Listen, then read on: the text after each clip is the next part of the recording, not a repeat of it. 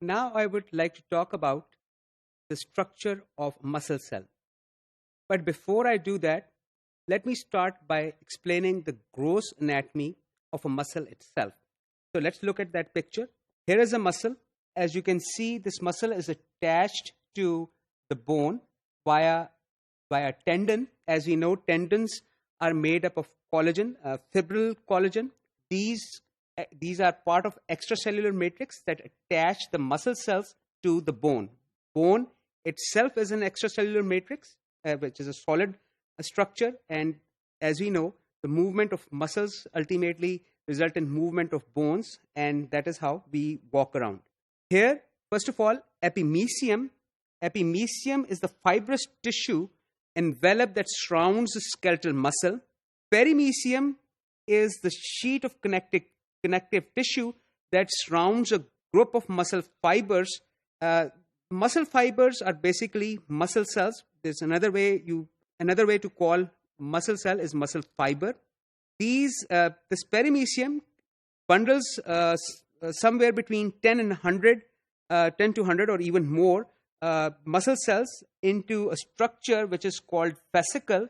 So this is group of muscle cells surrounded by perimesium, and this is an individual muscle cell. We'll in the next slide we will see more details of this muscle cell. Also, you can see there are blood vessels also here. So this is connective tissue. Also, individual muscle cells are enclosed by another type of connective tissue, which is called the endomysium. So this layer there are multiple layers of connective tissue isolating the muscle, isolating group of muscles and individual muscles themselves. Now let's move on to the next slide where we can see what is a muscle cell in more detail. Skeletal muscles are composed of tubular muscle cells, myocytes or muscle fibers. Here we have a single muscle cell. These huge multinucleated cells formed by fusion of many muscle cell precursor cells called myoblasts.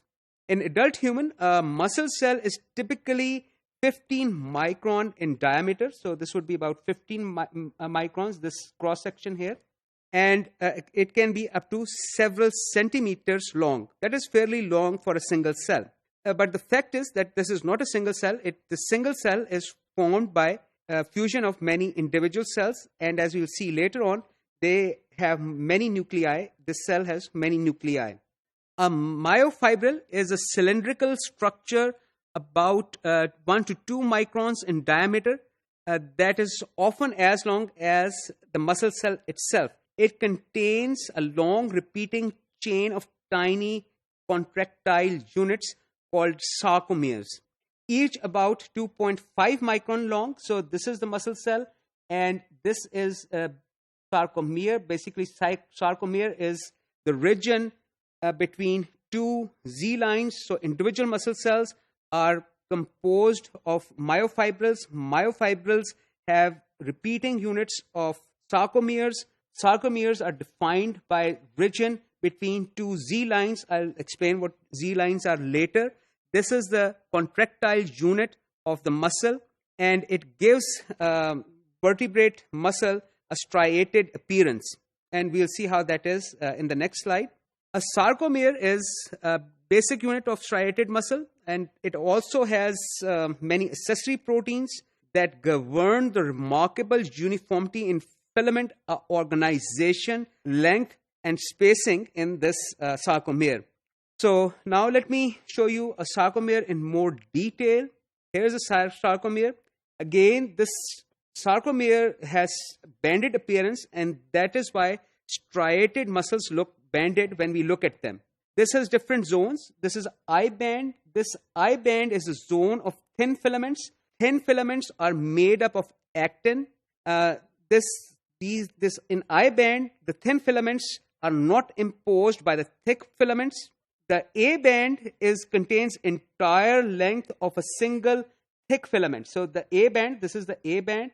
It is the entire length of the thick filament, and also this part of this A band has it also overlaps part of this A band also overlaps with the thin filament. M line is formed between cross-connecting elements. This H band is the zone where there are no thin filaments, just the thick filaments. So this is how a sarcomere is organized. As we have seen before, these thick filaments or myosin filaments, they will move along towards the plus end of actin filaments, which are embedded in the Z disc. The plus end of this actin filament is here. The plus end of this actin filament is here. When the myosin motor is activated, it will move towards the plus end of the microtubule, and it will pull the Z line closer together, and so similar event will also happen here. So this Z line will also move towards the center, resulting in the contraction of this whole structure. The precise length of each actin filament is determined by a template protein of enormous size called nebulin, which consists almost entirely of repeating 35 amino acid binding motifs. Accessory proteins govern the remarkable uniformity in filament organization, length, and spacing also in a sarcomere. Nebulin stretches from Z discs to the minus end of each filament and act as a molecular ruler to dictate the length of this actin filament.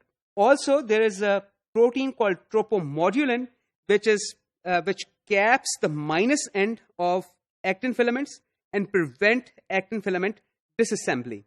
So this is the structure, the basic structure of a muscle, and I hope after this module will change your perception of meat.